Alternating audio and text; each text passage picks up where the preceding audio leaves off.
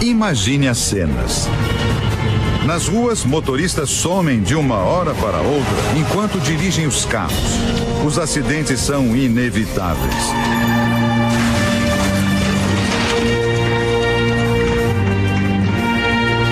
Aviões perdem os pilotos em pleno voo e grandes desastres acontecem.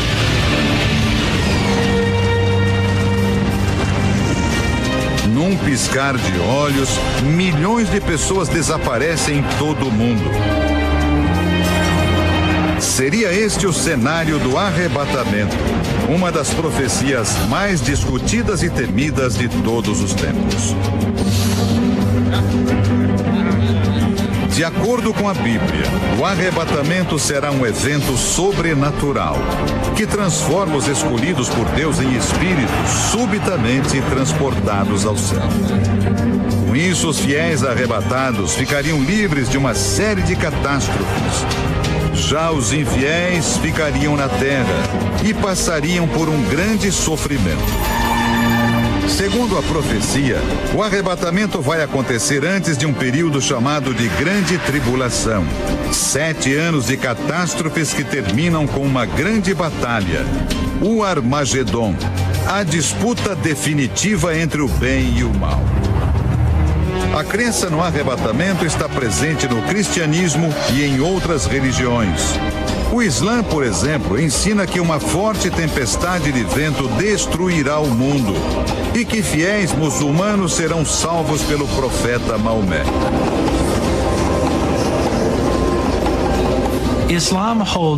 Este professor de religião da Universidade de Pepperdine, na Califórnia, diz que quando se trata do fim dos tempos, cristãos e muçulmanos têm crenças semelhantes. Segundo ele, isso acontece porque o profeta Maomé se inspirou em textos da Bíblia. Muitos religiosos e pesquisadores tentam decifrar supostas indicações sobre a data do arrebatamento.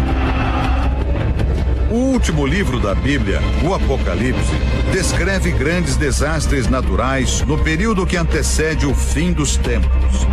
São tempestades, terremotos, ilhas que afundam. O jornalista Daniel Gansel escreveu vários livros sobre profecias da Bíblia. Ele diz que a questão do arrebatamento mexe muito com as emoções das pessoas. A maioria quer ver os filhos crescerem, casarem, terem outros filhos. Por isso, muita gente não suporta a ideia de que um arrebatamento estaria próximo. Por outro lado, diante das catástrofes globais, muitas pessoas acreditam que estamos perto do fim. A profecia descreve um cenário desolador. Milhões de casas e empresas abandonadas. Tremores de terra, incêndios. 1/3 da água do planeta ficaria envenenada. Doenças se espalhariam pelo mundo e um calor insuportável dizimaria milhares de vidas. Tudo isso numa proporção ainda maior do que as catástrofes que temos acompanhado. O tsunami que ocorreu na Indonésia em dezembro de 2004 e deixou mais de 200 mil mortos. O furacão Katrina em 2005, que arrasou a cidade de Nova Orleans, nos Estados Unidos. Os terremotos no Haiti e no Chile no ano passado, com milhares de mortos e desabrigados.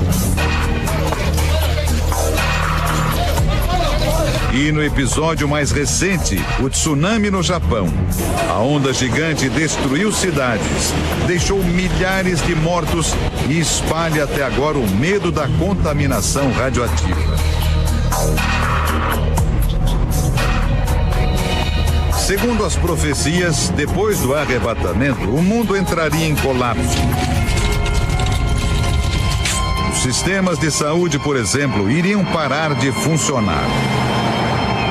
Com os hospitais superlotados, os médicos não teriam sequer condições de fazer a triagem dos pacientes. Este especialista em situações de emergência explica que a palavra triagem significa reunir as pessoas em grupos de 3. No primeiro grupo estão aqueles que, não importa o que os médicos façam, não têm chance de sobreviver. No segundo grupo, os feridos que podem esperar um pouco mais para receber tratamento. E, por último, as pessoas que precisam de tratamento imediato para evitar a morte. Diante do sumiço de uma parte da humanidade, o planeta mergulharia num caos profundo. Este é o autor dos livros que deram origem a filmes e séries de TV sobre o arrebatamento. Ele lembra do caos que seguiu o blackout de 1977, ocorrido em Nova York. Diz que quem já viveu uma situação de falta de energia sabe como é. Bastam alguns dias sem eletricidade para a comida estragar nas geladeiras, o abastecimento de água ser cortado, os sinais de telefonia desaparecerem. Seria isso em escala mundial. O jornalista acredita que, durante a tribulação, muitas pessoas tentarão recorrer à Bíblia numa última tentativa de se reconciliar com Deus. Mas neste período seria muito difícil conseguir se salvar. O livro do Apocalipse descreve que a tribulação vai durar 7 anos. Depois disso, haverá a ascensão de um líder mundial carismático e, ao mesmo tempo, maligno. Um homem persuasivo e articulado que vai enganar a todos. É o chamado Anticristo. Para o documentarista Joel Rosenberg, o Anticristo poderia ser um comandante militar, um líder religioso ou um político. Alguém capaz de mobilizar multidões. De acordo com os textos bíblicos, a destruição orquestrada pelo Anticristo vai atingir o clímax pouco antes do retorno de Jesus. Este teólogo diz que este período de caos e decadência moral pode ser comparado ao que antecedeu o dilúvio de Noé. Ele lembra que a Bíblia descreve que dias antes do dilúvio, as pessoas comeram e beberam, casaram e descasaram, até que veio a água e levou tudo embora. Todos os incrédulos foram banidos da terra. Guerras, epidemias, fome e desastres naturais. Serão mesmo os eventos atuais indícios do fim dos tempos? Quem acredita na profecia diz que os sinais do arrebatamento já são visíveis.